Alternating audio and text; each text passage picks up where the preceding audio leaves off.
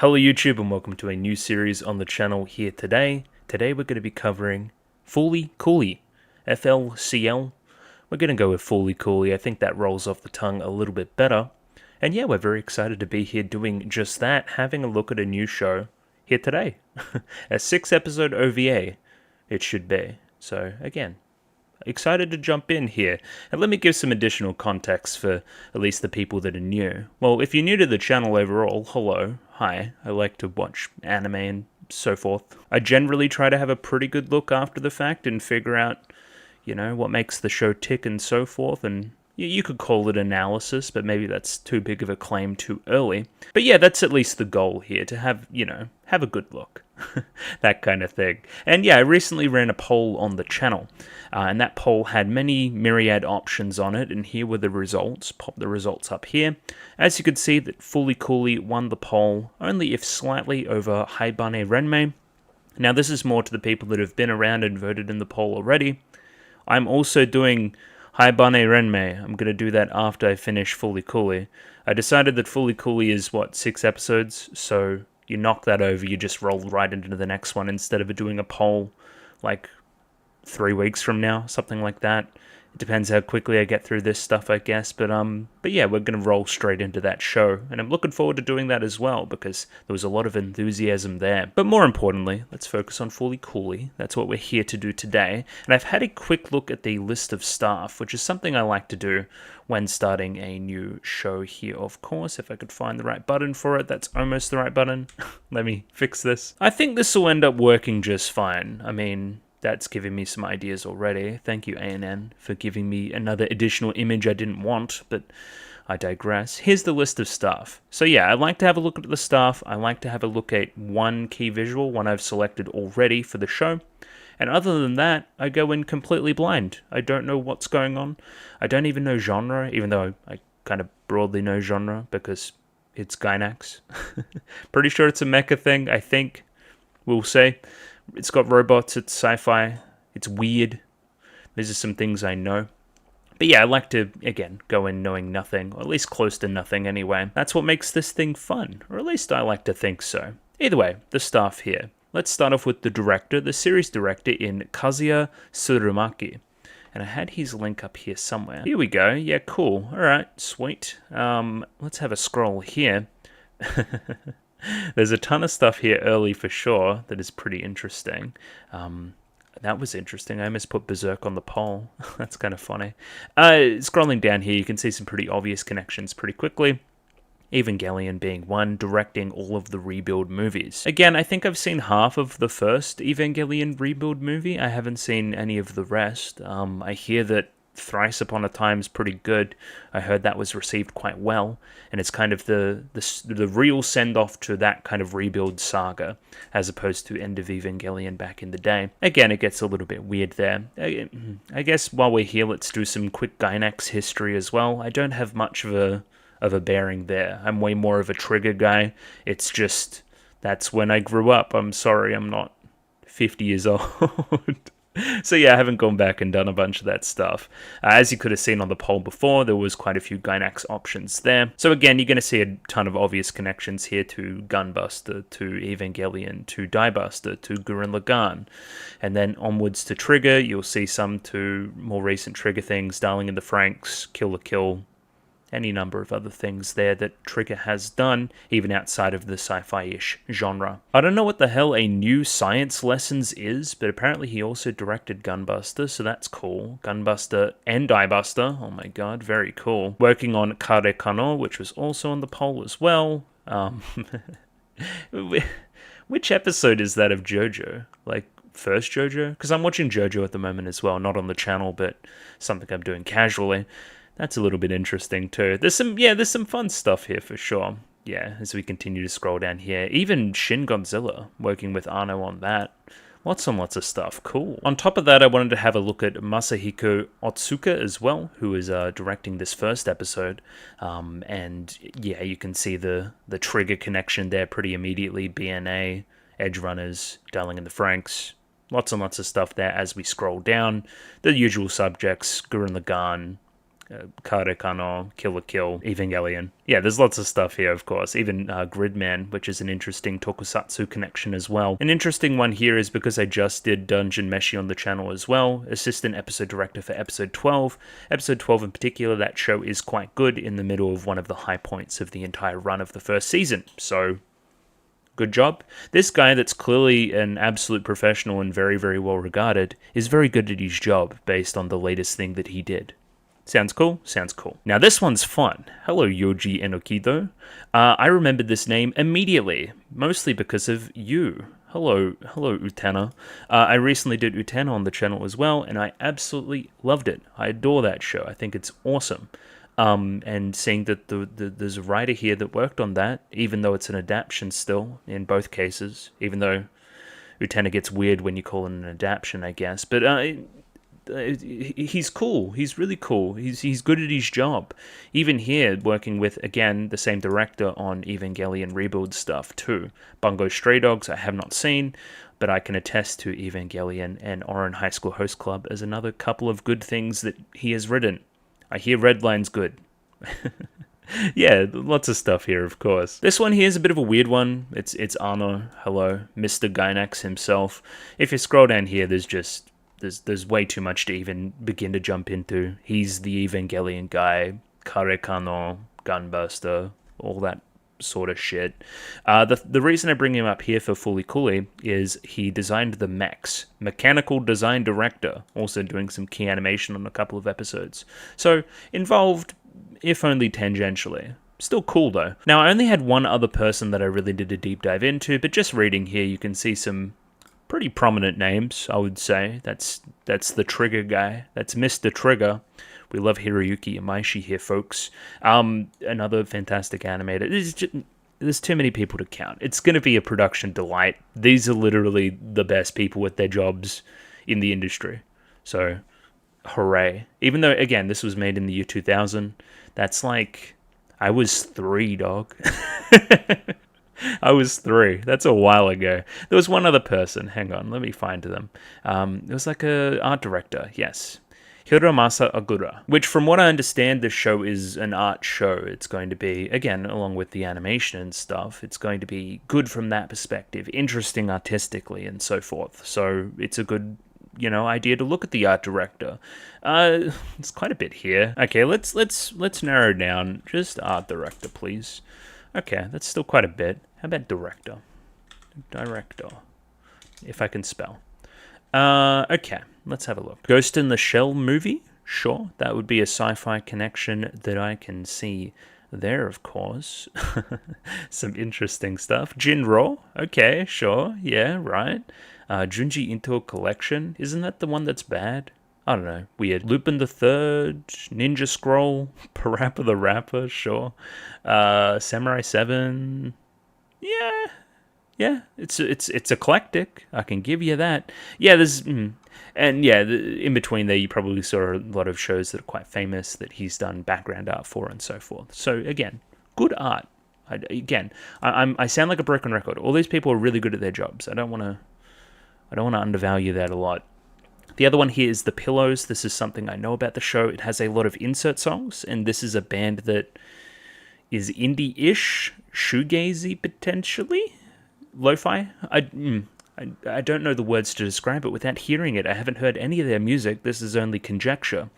So yeah, those are some things I know. It's going to be aesthetically interesting, pleasing, animation cool, that kind of thing.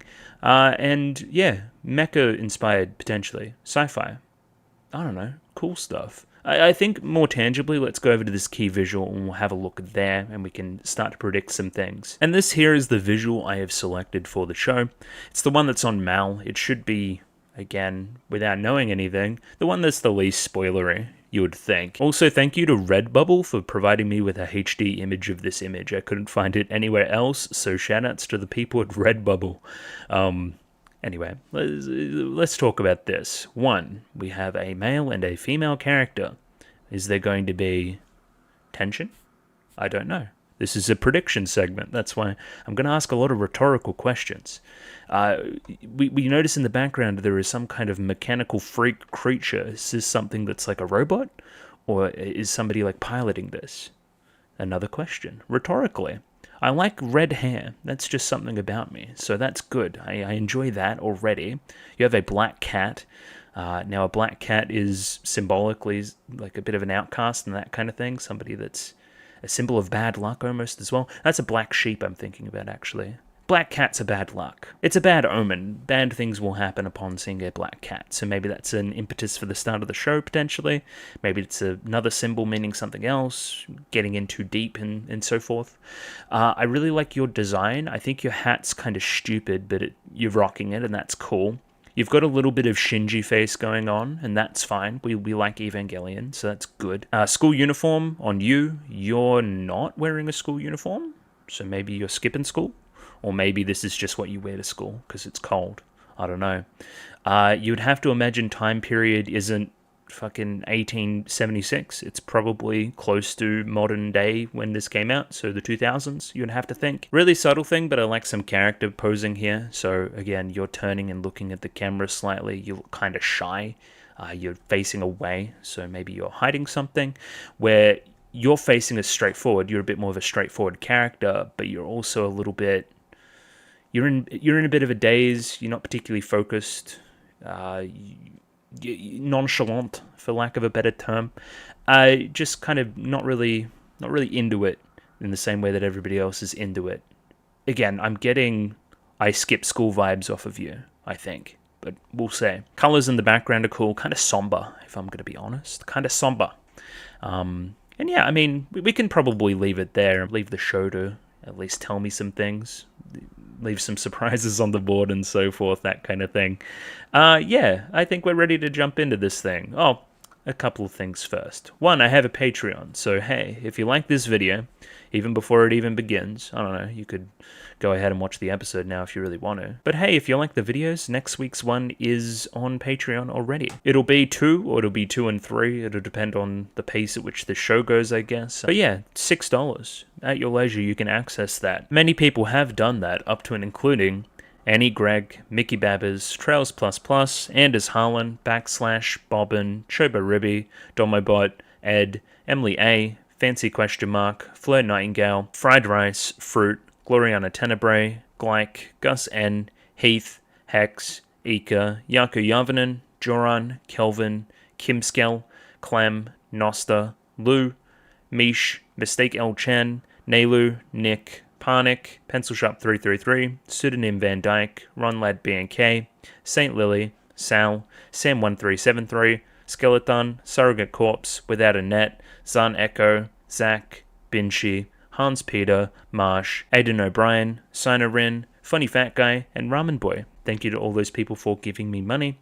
And yeah, I mean, you can join the Discord. There's a link down in the description below if you wanted to talk fully coolly at me and so forth. Like the video, subscribe. Let's do this thing. Let's jump in. First episode of Fully Coolly coming right up. Rightio, I have the first episode of Fully Coolly up there ready to go. 24 minutes and 37 seconds on this one, so sync up accordingly with your own copy. I guess I should talk about copies as well. I'm using the Boars release. If I pop over here to this window and go to the subtitles, you can see here that it doesn't really fucking tell you anything. But it's the Boars release, so sure. Also, I don't know why my face cam isn't there. Hello, face cam. Not that I'm going to watch the show like this, but it's nice that it's still there as well. And yeah, without any further ado, let's give this thing a 3, 2, 1. Radio, 3, 2, 1, go. Ah, okay, straight into it.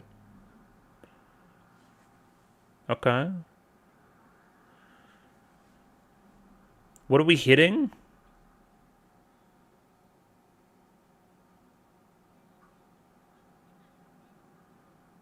Okay. Baseball. And short skirts. And the two characters that were on the poster. Takun?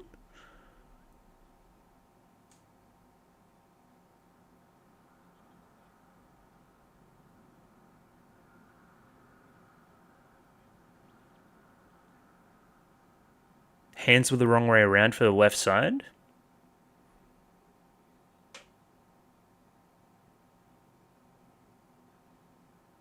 The audio there. Okay.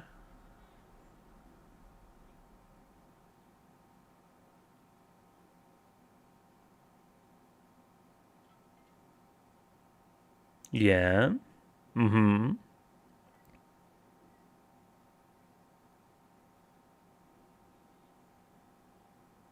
One party's into this more than the other.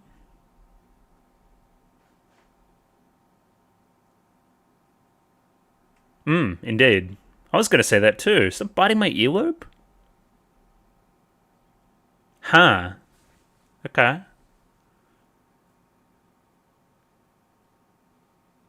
I love that line already. I forgot to mention, a lot of people's reverence for this show comes from Toonami, which is not something that I'm familiar with as an Australian. So, it was also before my time. Huge factory, huh? Yeah.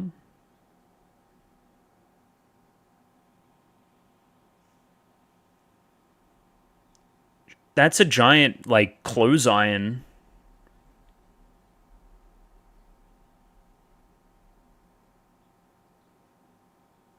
Okay. Industry, broadly. What an interesting start. Offbeat is the word I would use to describe that. Okay. This is the other character that was on that other poster. Eating chips.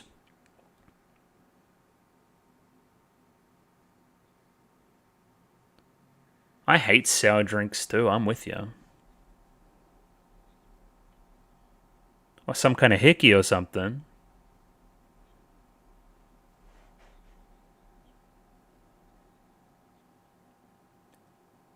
Oh, indirect kiss. Oh my god.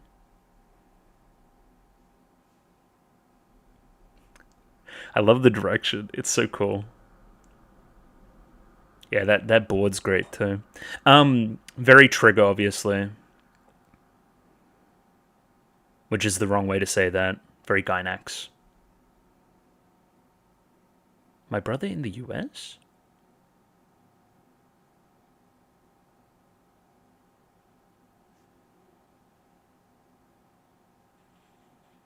Okay, it's Guitar Bike Boy.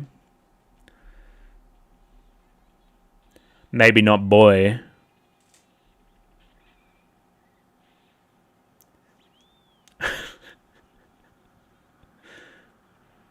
Already? What do you mean?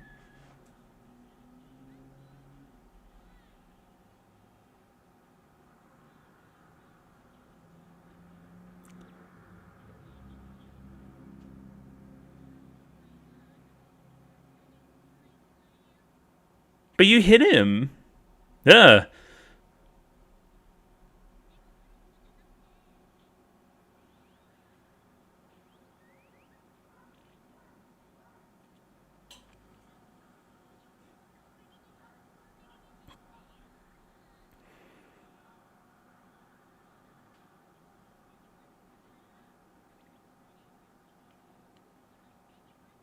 Why do you think he's Taro-kun? What's the naming thing?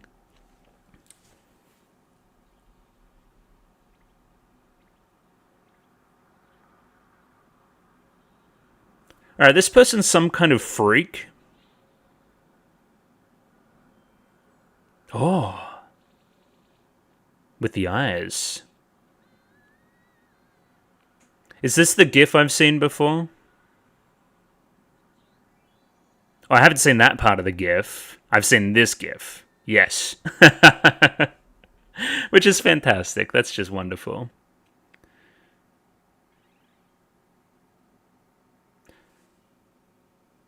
What the fuck is this? What do you mean?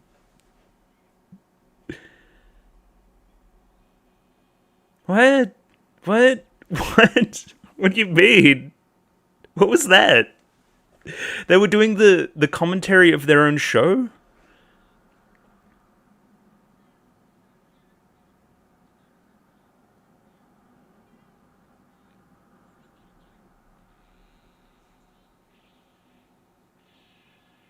Chainsaw guitar? What was that?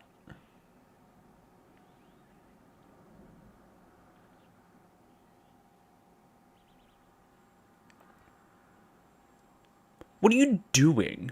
Who are you? Why are you here?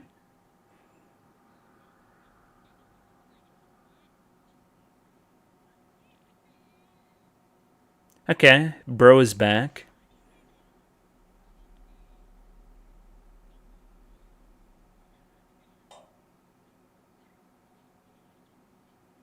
She doesn't need to do that if she's doing CPR. Alright, okay, bye. The show is very gifable. It's got very good animation. Yeah, I thought the same.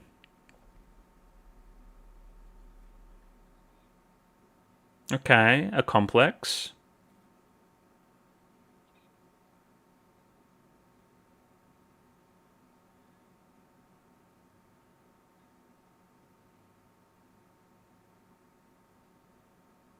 Oh, yeah. I was about to say, look at that fucking thing. Just get better, I guess. Here it comes.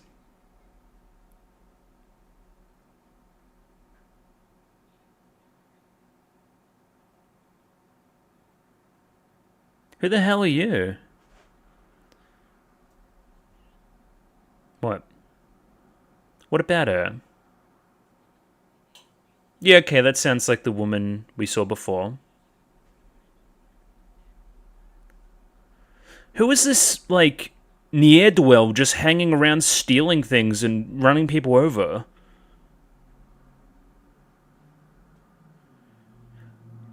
Why does that 12-year-old have a beard? Alright, they saw the hickey. Okay, cool.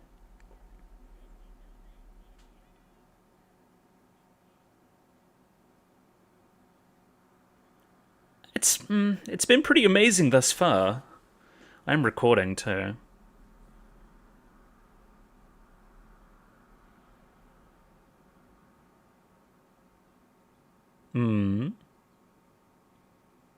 The wasp woman. Is she back? Oh no. What are you doing?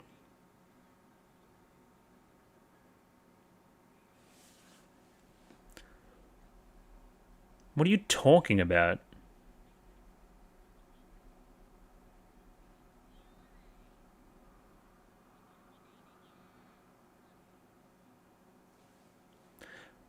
Okay, bro almost got ran over by the train. That's good.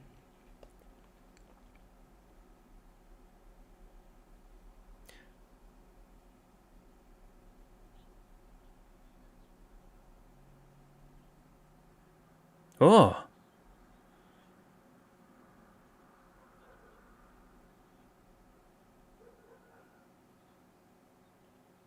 Me neither.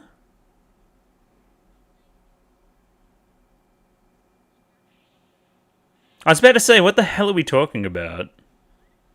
But that's also the title drop as well.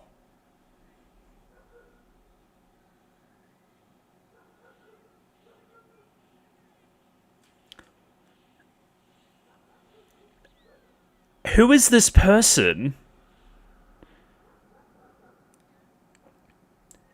At what lengths will they go to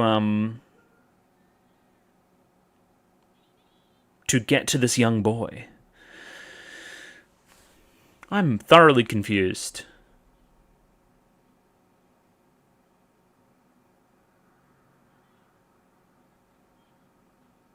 Okay. Okay.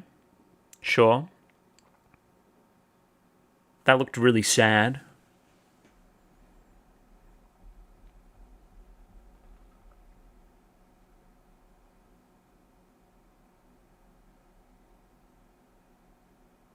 Yeah, talk to me about this brother.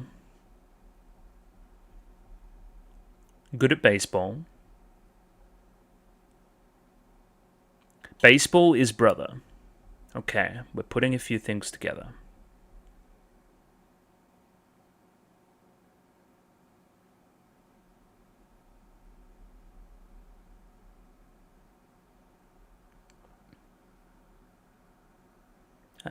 And that's a different cat. That's not the cat that was on the poster. Why is it a manga panel? Why? Oh shit. Working for us?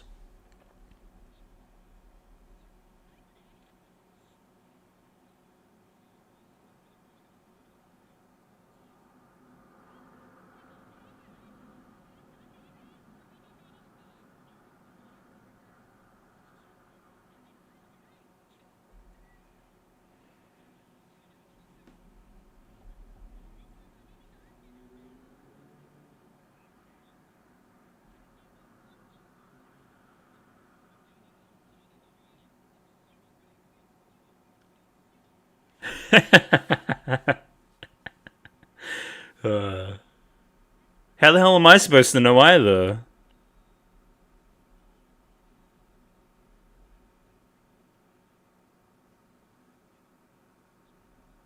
Yeah, I'm with you.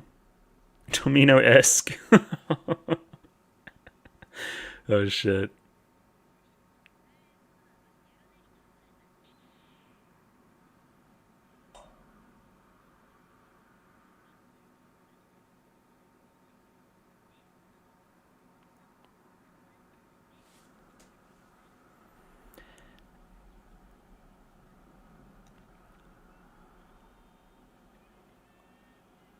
I think what I'm gonna have to do is just let it happen and go back after the fact to try to figure out what the hell's going on.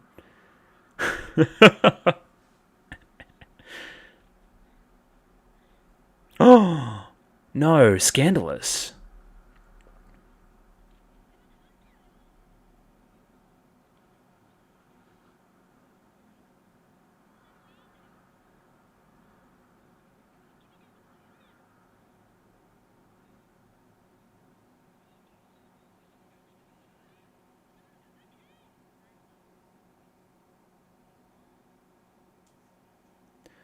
Yeah, awesome. Cool, I have no idea.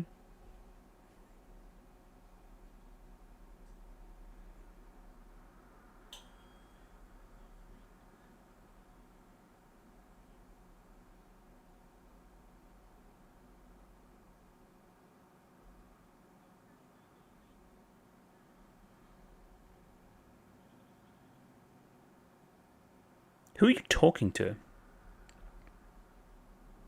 Yourself? Oh, the cat. uh.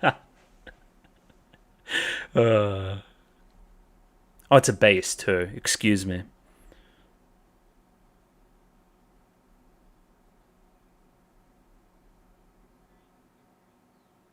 Hmm?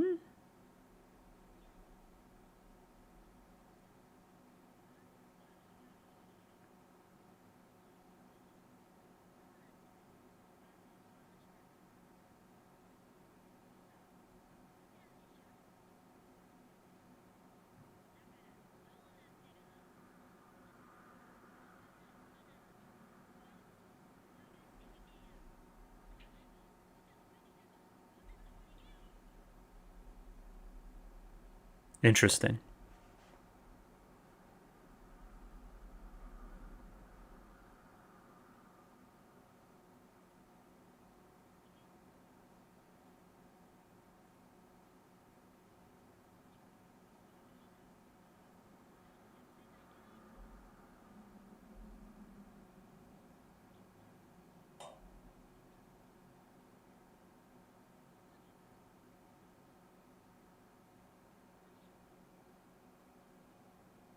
Oh, he's cool.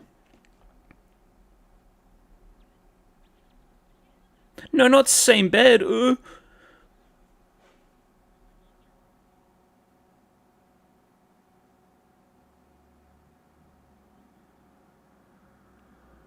Yeah.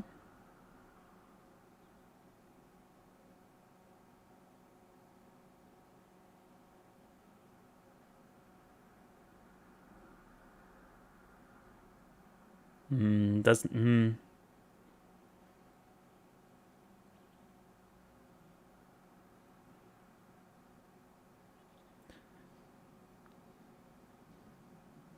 Why?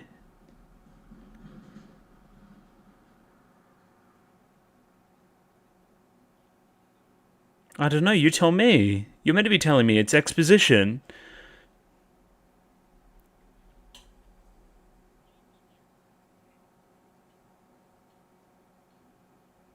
I feel a song coming on. Never knows best. Cigarette. Yep. The character that smokes.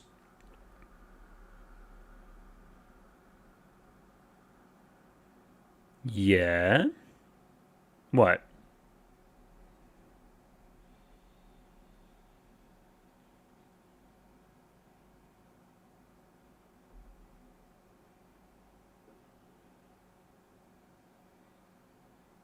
Yeah, it's a lot of crusts.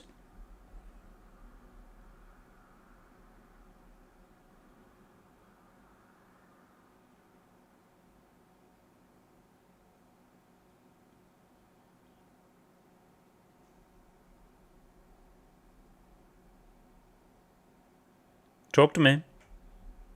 What about it? The bread?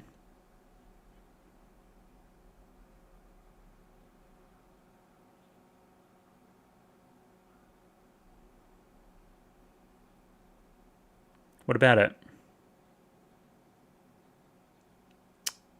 What about it? What about it?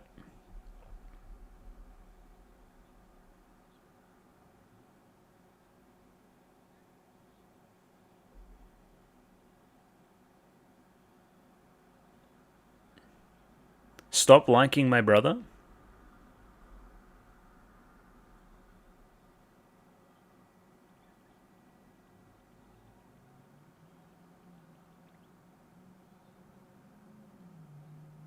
I see. Yeah, gotcha.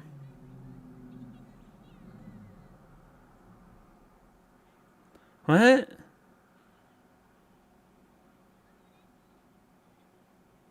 Quick, kiss me. Quick! Naota!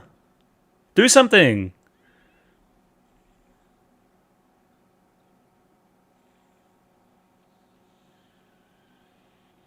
And why did the like bangle went on her wrist? In the medical facility? Well, it's not a medical facility, but it is. It's like robot shit.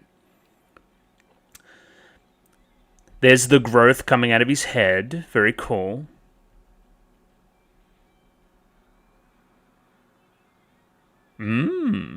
Bigger than before, you say? Okay, I didn't expect to see that.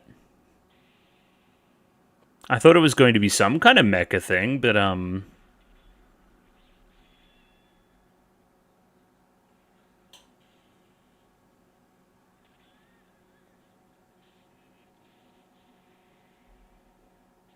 yeah, not terrifying at all. It almost gave me Akira vibes as well. Ah, who the fuck is that? What are you talking about?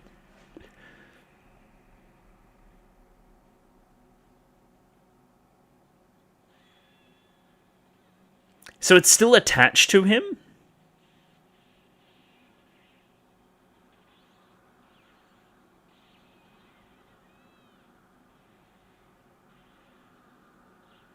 And that's just a hand. And you're very red. Red and blue.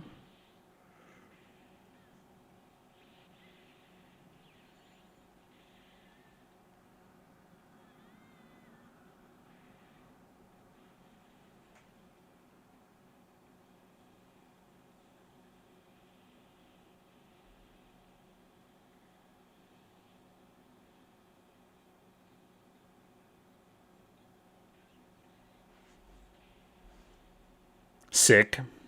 Fucking awesome.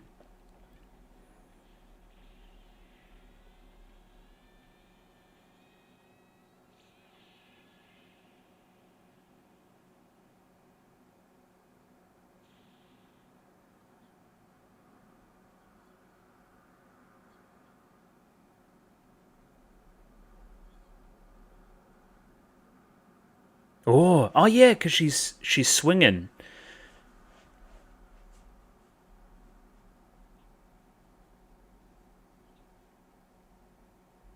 What happened with Mamimi? I forget. Okay, he's better. We fixed it. I'm sure it'll never come back again.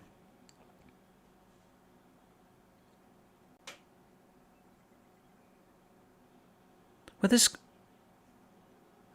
Okay, so you two are, like, separated now. That's nice. Yeah. Ash Ketchum look, I like it.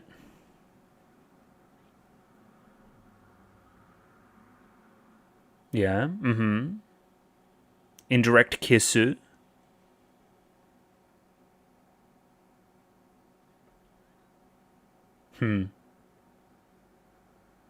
Yeah, thought so.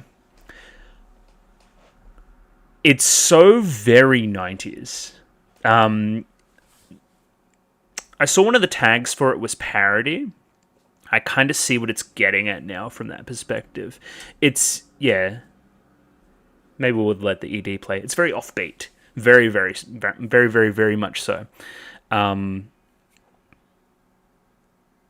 the point of, like, disregarding conventional narrative structure and stuff. You just kind of got to piece things together. It feels very authentic, though, I think.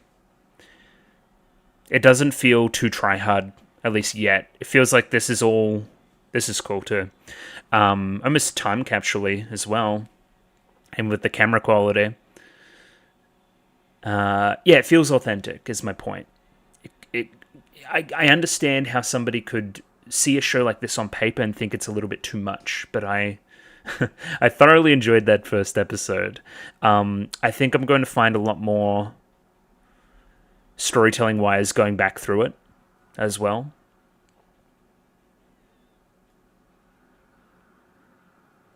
Also, yeah, please let me know how important songs are as well. Like, are these songs written for it? Or is it kind of like matching a vibe type thing?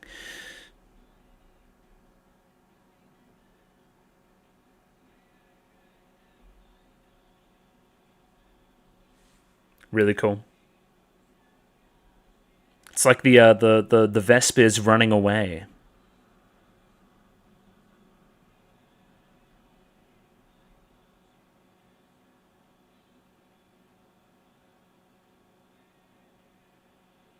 And now it's doing fucking spins and shit.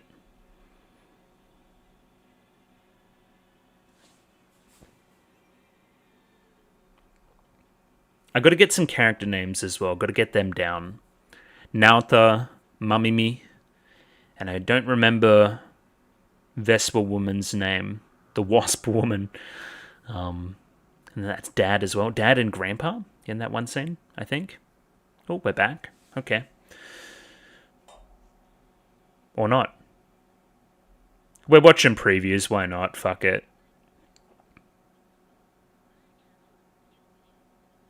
Seems like much of the same, I would say. What the fuck?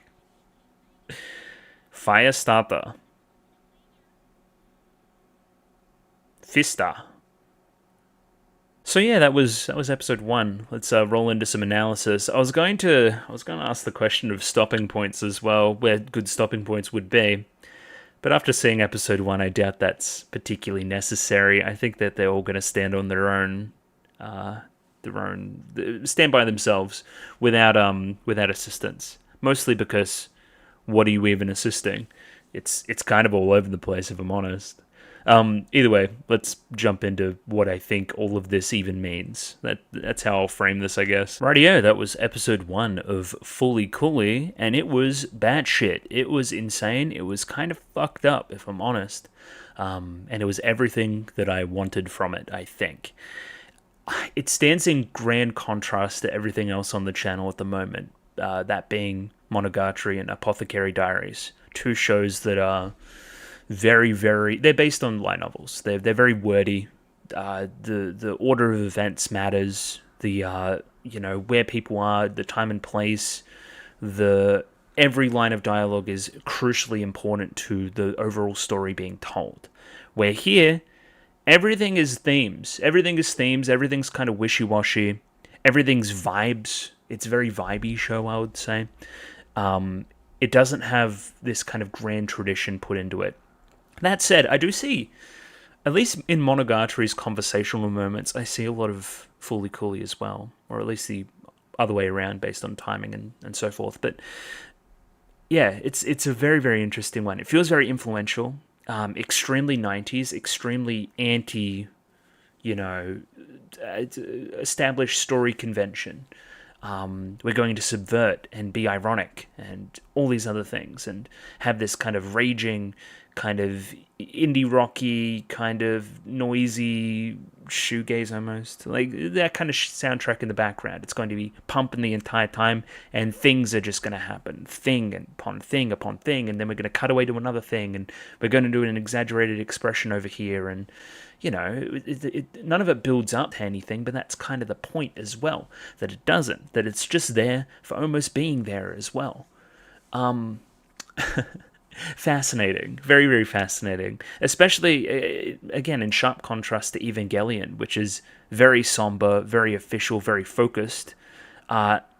This is another different expression of youth and adolescence through a different perspective. Again, it's not exactly the same people working on both, so I shouldn't compare too much, I don't think, but there is similarities, right? Like, this one boy character that's kind of somber and looks to family for some kind of guidance, and is aware of his own inadequacies at points as well, and how he, outwardly portrays that. And then the mech element as well, which comes with a lot of adolescence baggage and so forth, and what that all means. Like, yeah, there's quite a bit there, again, vibes-wise, themes-wise, blah, blah, blah, blah. I don't know if this is going to be the kind of show that would blow my mind from a reveals point of view. Like, oh my god, blank was behind it the entire time. I don't think that's going to happen. It's going to be what you take from the events personally. It's going to be your own experience rather than an experience given to you by the show. So, with that in mind, let's jump in. And I've had it on this dark screen the entire time because the show just starts. It just goes. So yeah, we're going to go back through here, look at all the dialogue, try to figure out a few more concrete things, and then highlight some moments that I really enjoyed.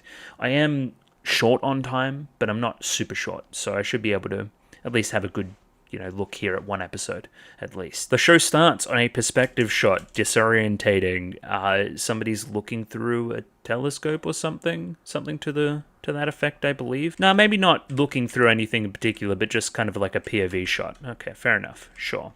And we have the character of Mamimi, who is describing hitting a baseball, essentially. How you swing a baseball bat and hit a ball. He who conquers the left is he who conquers the world.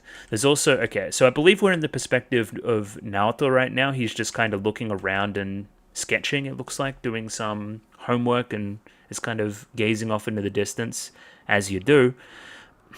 So the baseball is a thing that attaches to his brother, right? His brother, who he seems to enjoy the company of and so forth, he respects, and the brother is everything that he wants to be, I feel. It's the picture of this perfect person that's already grown up and has everything and blah, blah, blah, blah, blah. He's off in America. He has a beautiful girlfriend. He plays baseball for a living. He's a jock type. Can I even hope to compete with something like that? I'm only scrawny, younger teenage boy. That's what I'm seeing initially thematically for Naoto. He's unsure about his place in the world and the comparisons between himself and his brother. We also see this, if we're in Naoto's perspective, through looking at this motorbike, right? His eyes are fixated on this guy, cool looking guy, leather jacket, red motorcycle. Seems like he'd be pretty cool, right? It also informs Mamimi, right? Because she has a crush on the brother, the bigger brother, who also has a girlfriend, so that sucks for her, right? I also think that you'd be a little bit too young for him if I'm thinking timeline-wise, but I digress, hence why you're into the baseball as well. Mamimi here also calls him Ta-kun, which is kind of a nickname off of Naoto, I believe. Where again, I've skipped ahead here, you call him Taro-kun, which is different. So he's not Taro-kun, he's Ta-kun, which is short for Naoto, right? What I want to know is, what's the brother's name? Are you involved with the brother somewhat as well? We were looking at a motorcycle before. I don't know. Lots of stuff. Let's go back to the start here as well. Here we ask Naoto, or Ta-kun I should say, why don't you do your homework at home? Well, it's not cool to do it at home. Again, informing character. You are cognizant of what is cool and what is uncool. You're a teenage boy. You're a teenager, as I should say. they care about perception. They care about how they're perceived and what is cool and what's not cool and so forth. Mamimi continues to ask some questions here, saying that Naoto should play baseball as well. Why do you always carry that bat around then? The bat I'm probably using right now, right? Well, it's who I aspire to be. I aspire to be the brother, but I probably don't have the talent there, right? I'm stuck in this kind of dead-end town and can't escape the way that he has. This one's really simple cut, but I really like it. So, hang on, if it'll actually play. You see the second half of it there. Hang on. Right there to, like, the snap up is very, very, very good, right? Like, why was I here? Oh, yeah, that's right. And it's like, yeah, right, I remember why I was here. I was here to literally fondle you and bite your earlobes and stuff. Which is fair enough, as you do. So, based on the first episode, I can pretty clearly see what's going on here, even though it's told in kind of a weird order that sets it up as somewhat of a mystery, right? So, you're into his brother. His brother has gone off to the United States to play baseball. He's got a hot girlfriend now. How can I even hope to compete with somebody like that? Blah, blah, blah, blah, blah. I've got no chance. Inferiority. You feel inferiority towards this guy, right? Well, you're very much the same. You feel inferior towards your brother. And Mamimi, even though you probably find this prospect attractive at some point, right? On some level. You don't want to reciprocate because I would be still coming in second place to my brother. I would feel like she's settling for me instead of wanting me and so forth, right? She just wants me because I'm the younger model of the same guy. And you feel used in that regard. Even though, again, you probably find this quite attractive because let's face it, who wouldn't? Especially at that age. Why do you always do stuff like that? If I don't do this, I'll overflow. Okay, let's talk about another pretty obvious thing in the episode, and that is the sex metaphors. They're kind of everywhere. The most prominent being the phallic growth, you could almost say, which is growing out of Naoto's head, right? It's a penis. It's a boner, if you wanted to be that crude about it. Now, the overflow thing is a little bit interesting as well. If I don't do this, I'll overflow. It's, you know, letting off steam and so forth. You can kind of read between the lines there, if you know what I mean. What happens at the very end, where it seems like it's a little bit more tangible, like something actually happens to her, where she's like, I'm overflowing, and then something occurs, and then that kind of mech scene happens. So... But again, there's a pubescent tone to all of this, let's say. What will happen when I overflow? Something amazing will happen. Well, you say that you're overflowing, and then something amazing happens with the mecha thing, right? The mecha thing also notably was fighting with a hand. You see what I mean? Does anybody see what I mean here? Am I off base, maybe? Maybe a little bit, but... It's like a sex thing, I think, right? It's like you discovering yourself, that being Naoto, right? That's what the whole mech thing is meant to signify. I also should note the music. We're just kind of blaring this song in the background, which makes me think that the lyrics for this particular song aren't all that important. It's just kind of soundtracking the scene. It's interesting, right? Having kind of sung music in the background of a scene as actual dialogue's going on as well. In that regard, I think the sound mixing is quite good. It was still pretty understandable, all of it, you know? From here, we further emphasize this kind of offbeat, quiet town with industry, kind of every person vibe of this kind of thing, right? It's the same vibe as, I'm in a do-nothing, you know, drive-through town in a middle state in America, right? And there's the one industry that everybody works for and everything else kind of revolves around that. I grew up in a very similar town. I'm sure this story is pretty analogous to a lot of different places around the world, especially smaller towns, growing up as a rural person and so forth. So again, nothing out of the ordinary happens here, setting up something out of the ordinary happening, and then continuing to say, almost in a sarcastic tone, nothing ordinary happens here as ridiculous things continue to occur. Now, I'm interested in a couple of things. One, the main industry in town is for medical machines, right? And we hear the sound here, it's like the revving of a chainsaw and a bunch of steam comes out, right? Now, what else revved like a chainsaw before? Was like the fucking was the bass, was the guitar, right? Is this character Haruko, I believe her name is she associated with this? You would have to think so. She's in a nurse's uniform later on. She implies that she's an alien. What is she? Where did she come from? Where did she go? Where did she come from, Cotton Eye Joe? I don't know. But again, I think that's part of the mystery. Who is this woman? Where she come from? And so forth. There's also another connection I'm seeing. So there's billowing smoke coming out of this, but one of the characters also smokes as well, that being Mamimi. She smells like cigarettes earlier. She smokes in one of the other scenes. Signifies some kind of omen. One of the cigarettes later on literally has a message on it. There's a connection there. What else can we say about a character that smokes as well? It's generally, a bad habit that I can't kick. An addiction almost. But she's addicted to the brother. That's what I'm seeing as well through the cigarettes, right? Like, even though I know it's bad for me and will shorten my life and so forth and will, hurt me in the long run, I can't kick this habit of still wanting this brother character. We jump from that intro into this scene just kind of showing off the Vespa person. Haruko, of course. Yellow Vespa, guitar on the back, eating snacks.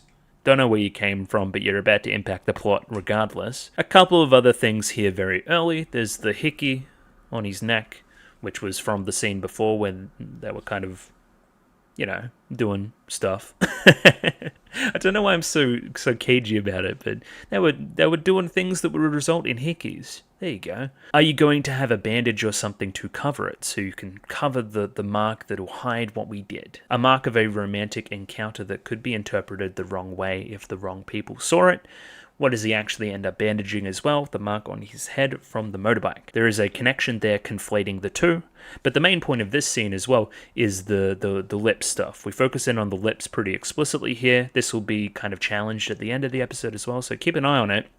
It's all about the indirect kiss, the look at the lips, the smooching, and I don't want to drink that if a good girl drank out of it as well. Like, again, unsure about yourself and growing up and what all that means. I know that I like this, but how can I confront this? It's kind of embarrassing. Puberty stuff, you know what I mean. The line as well, I don't like sour drinks, and then handing him half of a sour drink as well, right? Try some things you initially think that you don't like. We also saw two interstitial flashes as well, one of a ticket and one of this plane flying through the air, I believe. Yeah, that was definitely there as well. Yeah, so alluding to the brother, who is, again, this picture of somebody who has grown up. This interaction, and specifically this interaction with you, is still reminding me of my brother, right? Now, this is a pretty important moment. He takes the drink, he tosses it aside. It's very well animated when he tosses it aside as well. He goes to confront Mamimi about this situation. Like, you know what, my brother in the US, and she kind of flinches at that as well. She's like, oh shit, he's actually putting his foot down here and we're not going to be associated anymore and so forth, right? However, before any of that can occur, we have this maniac motorcycle woman driving in and ruining everything. You can kind of hear it in the background there starting up. You say itadakimasu as you approach here, Mad Max style, on your yellow Vespa with the guitar in tow, also billowing out white smoke. Again, I think that further connects you to the smoke that was there out of the facility earlier on, and then we just go full crazy animation mode. Naota is crashed into, we cut to a Monogatari-esque cutaway, which changes art style and so forth, right, as he rotates through the air after getting hit by the bike and is severely injured. Some of the cuts here are fucking gorgeous. YouTube's been fucking me lately with copyright, so I'm not going to try to play much of it, but this whole section was awesome. It was fantastic. Again, offbeat, it's more like showing all of these good cuts in order individually to tell the story rather than having the cuts naturally flow into each other in that way. It's about doing as much visually interesting as quickly as possible as opposed to making something cohesive per se. But again, purpose. There's purpose in this. I think it purposely conveys kind of the chaotic nature of growing up and so forth as well. It matches the themes, which goes a long way for justifying it, I think. Like stuff like this, cartoony, cut between this, like somebody will look sexy in one frame, somebody will look absolutely ridiculous and cartoony in the next. It'll be heartfelt, it'll be hilarious, it'll be everything that it means to grow up. You know what I mean? That's trying to, again, reach the full breadth of human emotion here through this kind of thing, right? And it's hilarious to boot. Like, that rotating hand there, the stop, that face. You've also got to think about taking pictures as well. It's very, very well put together. And in general terms, that's what I think about this kind of sequence here at the start. Now, I checked the sub there as well. You called her a native girl. What do you mean in that? Are you not native? Is that what you mean by that? Oh my god. And yeah, you insist on calling him Taro-kun, right? And the Taro thing is going over my head. This young boy is completely dead, dead as a Taro would be. What the hell are you talking about? What is a Taro in this regard? Okay, here I am on my trusty friend Jisho, of course, looking up Taro. Is this a pun? Are we talking about a potato? Which can also be seen as a yokel, a bumpkin, or a worthless thing? See, these two kind of match, I think, right? Derogatory calling somebody a yokel. So he's from the sticks, he's from a rural town, right?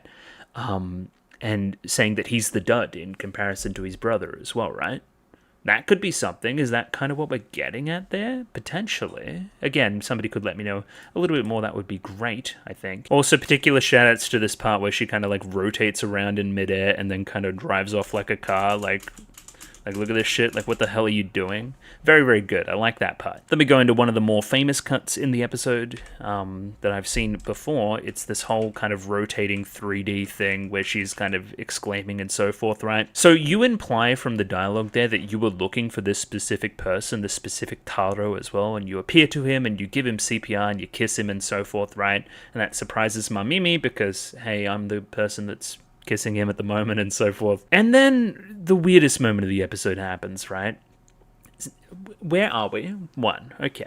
We're on a bus. It's like we're watching this on a bus. It's giving the vibes of like a tour video, right? This is a band on tour who is doing like a behind the scenes documentary style thing about one of their music videos or something, one of their performances, and are explaining things, but aren't really into it as well. They're just kind of doing it because they have to. Like, nobody's very interested in what's going on. They're just rewatching something that they've done before and have probably seen many, many times. These slow motion scenes are really tough. Again, alluding to the slow motion scene that was up here before, you have to hold your breath the entire time. It gives me cramps. Wait, you guys were really moving that slowly? And then you cut out of there. It's like, what the fuck even is that? So it's like everybody there, like, it's like director commentary for itself. Why put it there? Other than just 90s, so that's a good reason why. Again, I say 90s, this came out in 2000, but you know what I mean. It's the same general thought there. Interesting. I'm not quite sure what to make of any of that. I found it hilarious, and is that the point? Is the point to find it funny? I think so. From there, and this shot's really cool too. From there, it's good we revived Taro, right? I knew he wasn't just a Taro. I knew he was the one I was actually after, right? And then you hit him with your guitar in the head, which will end up being the thing that grows into the mech, right? So that's a specific connection between the guitar, the music that you're hearing, influencing your mind and what you do next in your life almost as well, right? Because then that grows into the mech, and the mech many, many times in many, many pieces of fiction has symbolized growing up and puberty and so forth, right? Up to and including Darling in the Franxx, which absolutely cuts through all semblance of subtext there. Again, if you don't know about the mech designs in that, or the piloting sequence, then potentially give it a look. Jesus Christ. You older lady showing him music through guitar, pounding it into his head, it slamming him will end up growing in his mind and growing into something else, changing him and propelling his puberty and so forth. That's what I'm seeing here metaphorically, at least. That, and it's fucking awesomely animated to boot. Like, I love the 2D-ness of it. He almost looks like he's made of paper there. The lack of depth, I guess I should say, emphasizing the impact of the strike. It's almost like you're trying to cause this reaction immediately as well. You're kind of shaking him upside down, shaking all of the change out of his pockets. I thought it would have activated by now. It takes some time to activate the thing that you're meaning to do. It seems like you've created a little robot friend in the very end, right? And he's just going to be around? Sure. Little robot guy. Again, she's like a fucking manic pixie dream girl on meth. She's like, she runs into this guy's life and is like, oh, I want mech. I'm going to hit you in the head with guitar and then ride off because you didn't make mech immediately. It's like she's using him for mech and then just rides off, right? To find another person to hit with the bike and hit with the guitar and do all that kind of stuff as well, right? Again, the dad got hit with the same thing, we imply. Now again, this line of dialogue further emphasizing, again, your main character issue at the moment, your main thematic line about growing up. A stupid adult that's not mature enough to grow up. Again, I'm trying to be self-serious, do homework, stay in line, stay in school, study hard, play baseball really well, go off and do whatever I need to do, right?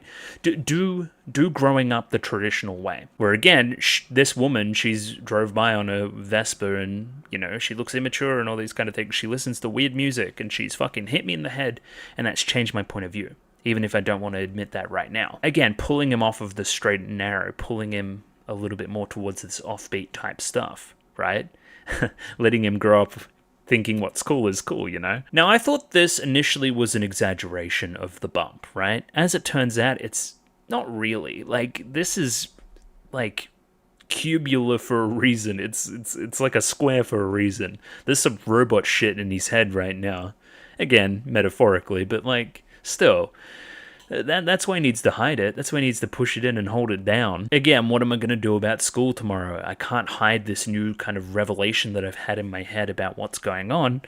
I have to hide it, right? I have to hide it in front of my friends and people and so forth, right? Again, conflating the two, conflating the hickey on his neck along with the kind of bandage on his head as well, right? That doesn't look good on you. You're hiding something. I knew you were hiding something. A girl comes over, a different guy comes over. He's getting kind of roasted at school about it, right? Again, he's growing up. It's embarrassing. What if he's behind everybody? What if he's ahead of everybody? What if he doesn't understand what's going on? Again, classic puberty stuff in school and so forth. Who the hell is Yusaku? Either way, this guy comes over and he's like, did you hear about the Vespa woman? She stole curry from like a couple of kids. And apparently when this Vespa woman, and we say like wasp woman because it gets kind of lost in translation there a little bit, if you've done something bad, the mark of the devil will appear on your head.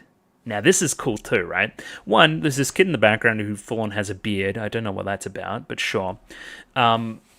More to the point, like, okay, we're now conflating the growing up stuff, the temptation stuff, the puberty stuff, along with the mark of the devil. It's not the straight and narrow anymore, right? That I was on. I've been pulled off of it. She's given me the mark of the devil, and I'm off to do something else, right? I'm not on the same path that my brother was on, I've deviated from that a little bit, I think. Pulled away from being straight-laced, associating with God and the right thing to do and tradition and so forth. How many times throughout history has rock music and so forth been associated with the devil and so forth, right? Same things happening within your own head. It's just being shown metaphorically in the scene. Again, directly relating the mark of the devil with something perverted as well here, upon which we see the other perverted mark on his neck. You seem very smug about the situation as well. Of course, naota echi, right? And then, again, nothing amazing happens here. This is my ordinary life. Nothing will ever change this ordinary life. It almost becomes like denial at a certain point that things have gotten weird, that things aren't as normal as they were. Now, chat, why are we separating this into two names? Why is it Samejima Mamimi, right? Samejima sounds like a name, right? Well, it sounds like a last name. It sounds like a surname, right? Family name. And then Mamimi would be her first name. Why are we separating the two there? Why is there a gap? Is that just a sub-issue, I think? Yeah, I wouldn't... Maybe there's a Japanese reason, I don't know. I decided to go to the hospital after school. It had nothing to do with the wasp woman. As I say that, she also appears beside me. It had everything to do with her, of course. The thing on my head. Like, two different women have given me two different marks, is my point. One gave me a hickey on the neck. The other one hit me with a fucking bass guitar in the head. Right? But again, connecting the two, of course. So Haruko here rides up beside him, right? Crazy Vespa woman. Notices the hickey immediately as well. Do you have a pimple or something, right? Tries to embarrass him. Looks weird on you. Doesn't look good at all. It looks like you're hiding something under that bandage under your head. I like this cat look as well that you have when you say like nya somewhere in the sentence as well. I think that's pretty good. And then, yeah, Naoto kind of legs it past the train and you have to wait because you're on your Vespa, right? He takes advantage of him just being on his legs at the moment. Now, chat room, another thing. Explain fully coolly to me. I feel like it's a nonsense term that we're using for a bunch of puns constantly, and it kind of means nothing, and the point is that it means nothing. Thoughts? I think that's correct, right? So let me read the dialogue here. It's flicktonic Klippel Waver syndrome. And then he says fully coolly, an adolescent psychological skin hardening syndrome, right? A common affliction where children grow horns from trying too hard. That's a lie. I've never heard anything about any of that. Okay, I did lie. Actually, I'm impersonating the fucking nurse because I'm crazy like that. And I'm using this as another opportunity to hit you with my fucking guitar to try to make a mech grow out of you, because why not? Or robot, I don't know. People are weird about that kind of stuff. So again, you read the dialogue there. An adolescent hardening syndrome. Does that not sound like male puberty? I think it does a little bit. And again, you're trying to do the right thing. You're trying to go off to hospital and get this checked out and see if you're normal, right? And then she appears there and reminds you that you're not normal again and that these things actually have taken root and so forth. And again, tries to pull you along some more. Almost takes on a horrific tone here as well. Like, look at the red eyes and the hunched over and the lighting and so forth.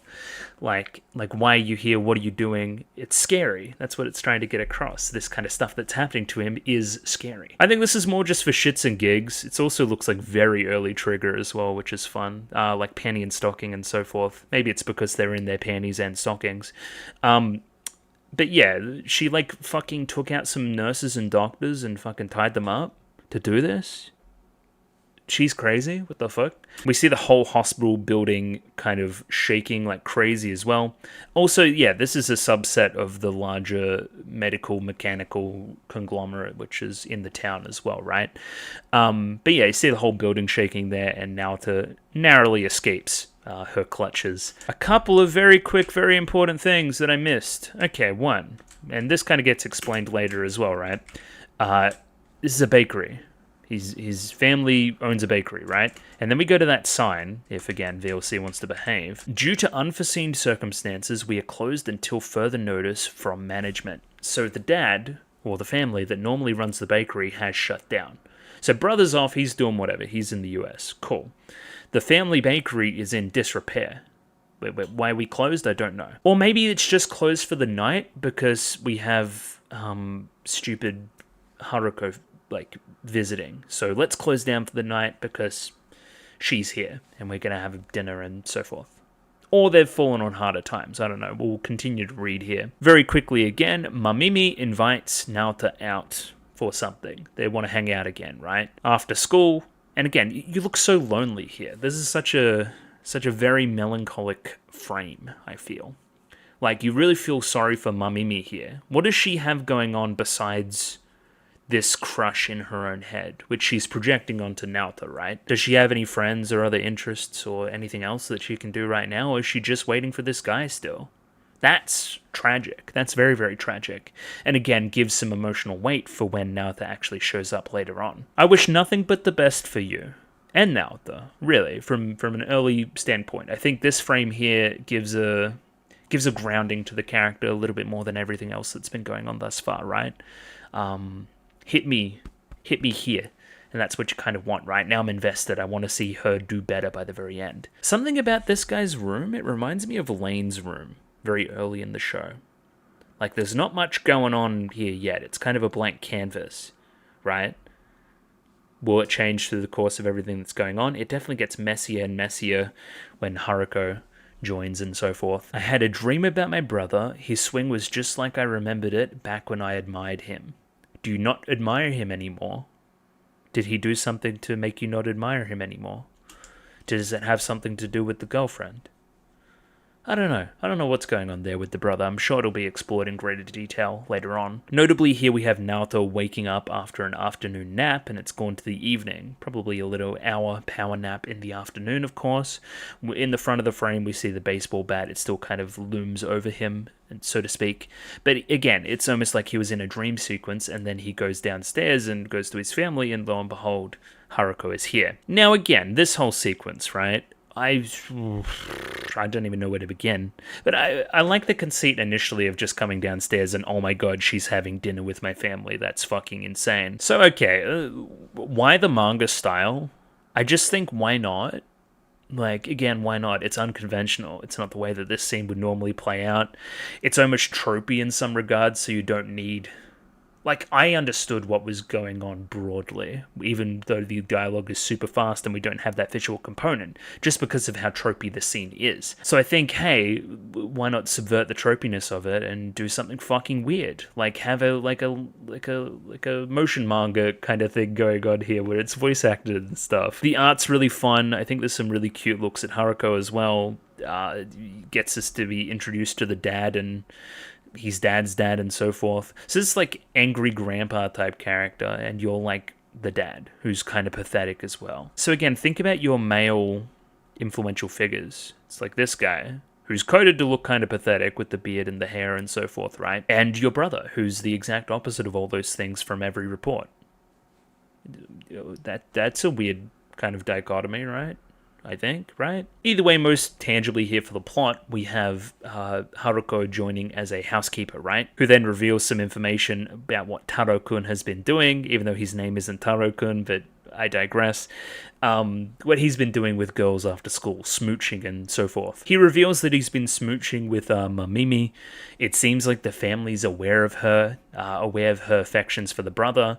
Now she's moving on to you. She's sinking her thangs into you now. And then we say some bullshit about fully coolly. I don't know what any of that fucking means, but like, I get the feeling that the family kind of understands what's going on here. Wait, he's a grade schooler? Is he 12? I thought he was like 14. Anyway, I digress. 12 still works for all the things we're talking about. It just makes what Mamimi is doing a little bit weirder. And then we do like a fourth wall break with the Tomino-esque Gundam fucking mecha anime thing there, which is kind of going over my head if I'm honest, but fucking crazy. That's some craziness. Again, you're coded to be kind of a fucking loser. I think that's, again, what's going on here. I forgot this was an adaptation, so maybe this is just straight up the manga. Is this what the manga looks like, chat room? Are we just like straight up adapting the manga scene?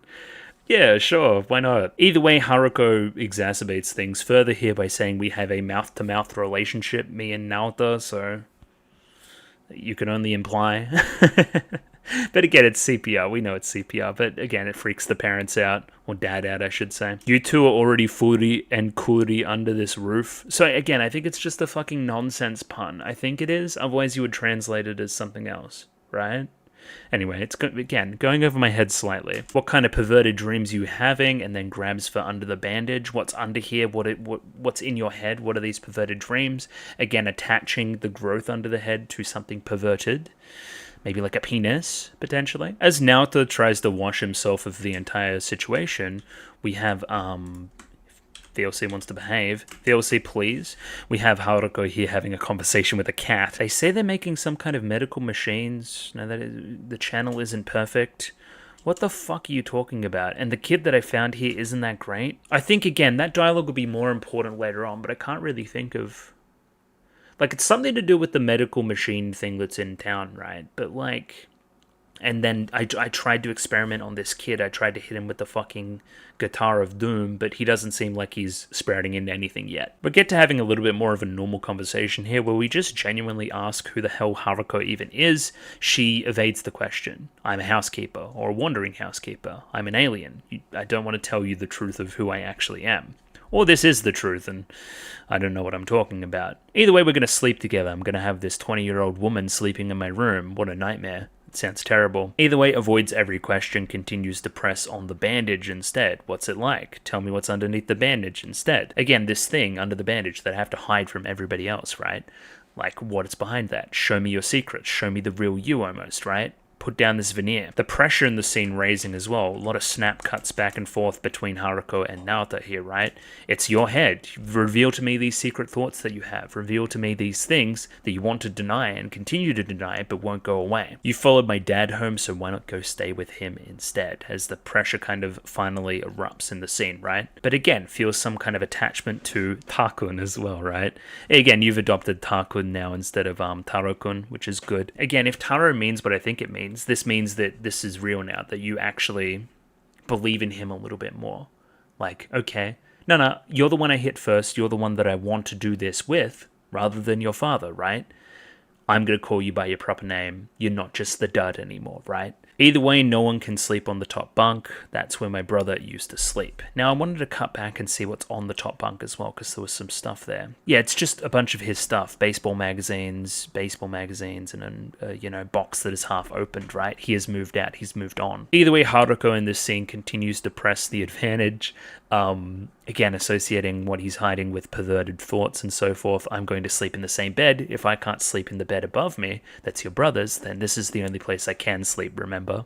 Kind of catches him in his lie there. Naoto here believes that Haruko is making fun of him and goes to leave the room carrying the pillow in tow, goes to go sleep somewhere else. Dad's hiding in the corner in the dark, looking very pathetic and so forth, and asks if you're really against having Haruko here. Naoto gives kind of a nothing answer, and then now in Naoto stands for honesty after all.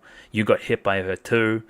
You didn't tell me that and so forth. I've got the pictures which Mamimi was taking with her camera. Mamimi came past here. She's really after you and so forth. She wants to see you tonight. So Mamimi's interesting as well. Why did she need the crusts of the leftover bread and stuff? Like, why? Is she just like super mega poor? Is she disassociated from her family? Anyway, lots of things. It'll come to fruition at some point. Again, upon hearing that Mamimi was here, I need to go see her tonight. I know where she'll be.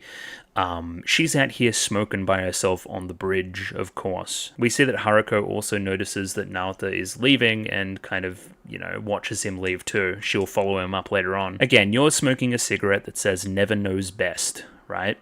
So I always make the wrong decision. Like, I always put myself where I don't belong. I'm never correct about these kind of things. Again, you can quickly associate that to your relationship with the brother, right? Like, I always misread the room. Same with the phone call before. I don't want to see you.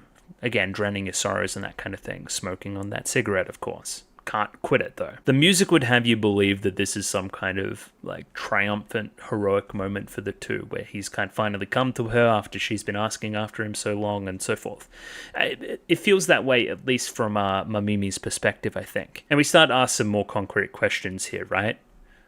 Does he have your number? Does he send you letters? Does he even like you? How much do you like him? Does he even know you exist? Mamimi then holds the bread, the stale bread, and says it's hard. So it's difficult. It's difficult to quit. I know all the things that you're telling me are true, right? That he doesn't actually reciprocate the feelings, but it's hard to take, right?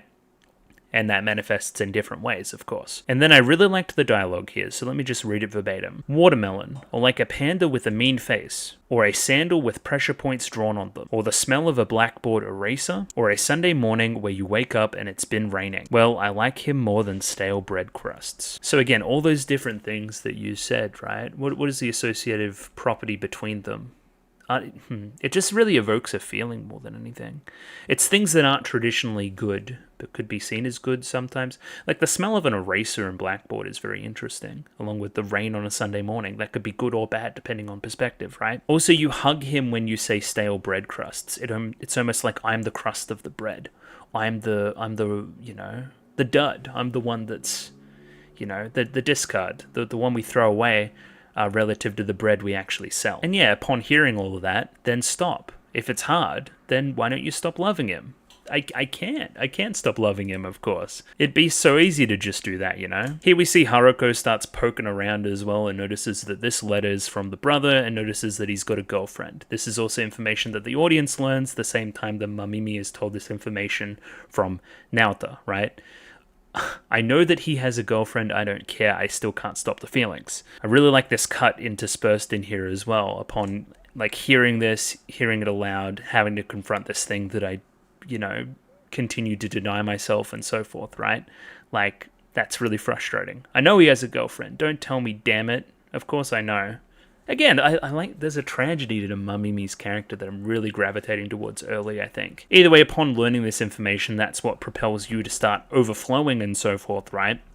That's when Haruko's bracelet starts going as well. Something's happening to you, which will cause something to happen to you. And then there's some fucking really cool cuts here. So Mamimi's gone fucking crazy, and then I really like this kind of stuff from Naoto, right? His brain starts going crazy upon her collapsing after overflowing. Notably, the medical facility here also starts to light up too. And then yeah, your whole growth on your head starts to wriggle around and stuff. very phallic in nature, as I've explained. From this growth out comes a fucking robot. You look amazed at the situation, which, again, I can't really blame you. Now, I thought this thing was continually going to be attached to him the entire time. That doesn't seem to be the case. It seems like it's separated from him by the very end. It's kind of Akira vibes as well, with a bunch of, like, fleshy technology stuff pouring out of him, so I really like that as a reference, too. Again, you can squint and make some connections there between the thematic stuff in Akira and what that's trying to mean and what this is trying to mean as well, if you really wanted to squint. Now again, we have the penis robot and it's fighting against the hand. I don't really need to, you know, extrapolate upon that too much more, I don't think. Notably in the background here, lit up, is also the fucking medical facility place. I'm guessing that you somewhat come from that somewhat, I think. That's the implication. The action here is your prototypical Gynax trigger, just really well animated stuff. You know, no attachment to photorealism, but the action itself just flows really naturally and cartoony. It's just good.